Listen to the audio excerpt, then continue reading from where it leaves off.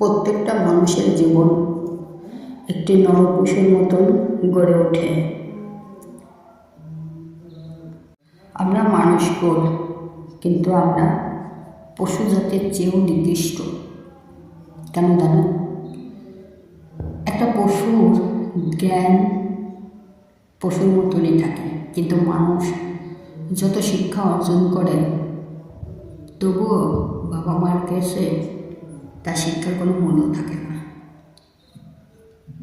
শিক্ষার মূল্য শুধু কাগজ কলমের লিপিবদ্ধ থাকে।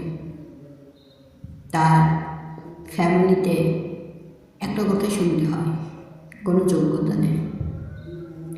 পাড়া প্রতিবেশীর কাছেও শুনতে হয় যে তোমার কোনো যোগ্যতা নেই।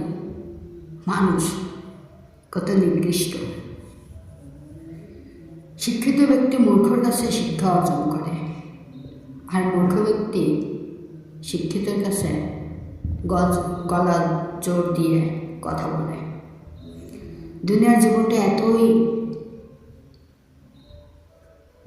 নিকৃষ্ট হয়ে যাচ্ছে, বেঁচে থাকা আমাদের জন্য অনেক কঠিন হয়ে যায়।